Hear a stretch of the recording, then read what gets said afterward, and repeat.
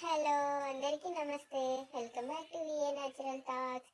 ఈరోజు ఇన్స్టెంట్గా ఈజీగా తయారు చేసుకునే వంకాయ పచ్చడి తెలుసుకుందాము.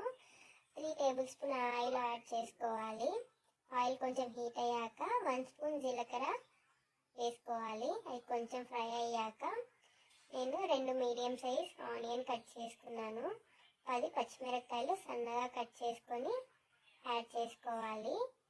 మీడియం ఫ్లేమ్లో పెట్టుకొని ఈ రెండు బాగా మిక్స్ చేసుకొని దోరగా వేగేంత వరకు మూత పెట్టుకొని 2 నిమిషాలు ఫ్రై చేసుకోవాలి. తర్వాత వేగాక వంకాయలు, 2 టమోటాలు, కొంచెం చింతపండు, 1 స్పూన్ పసుపు యాడ్ చేశాను. క్లిప్ మిస్ అయింది. అది ఒకసారి వేసుకొని బాగా మిక్స్ చేసుకొని ఒక 5 మినిట్స్ మూత పెట్టుకొని ఫ్రై చేసుకోవాలి. తర్వాత మూత తీసి చూద్దాము. చూసారు కదా, టమోటా అనేది కొంచెం సాఫ్ట్గా ఉడుకుతుంది. ఇంకా ఒక 5 మినిట్స్ మూత పెట్టుకొని కుక్ చేసుకుందాము. 5 మినిట్స్ తర్వాత చూద్దాము.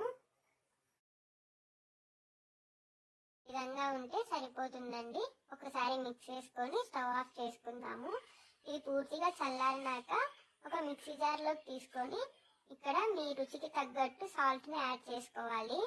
దీన్ని ఇప్పుడు మిక్సీ పట్టుకుందాము. ఈ విధంగా ఉంటే సరిపోతుందండి.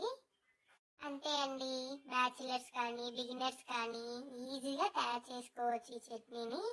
వేడి వేడి అన్నంలో కొంచెం నెయ్యి వేసుకొని చట్నీ వేసుకొని తింటే చాలా టేస్టీగా ఉంటుంది. మీరు కూడా ట్రై చేసి ఎలా వచ్చిందో కామెంట్లో చెప్పండి. Thank you for watching.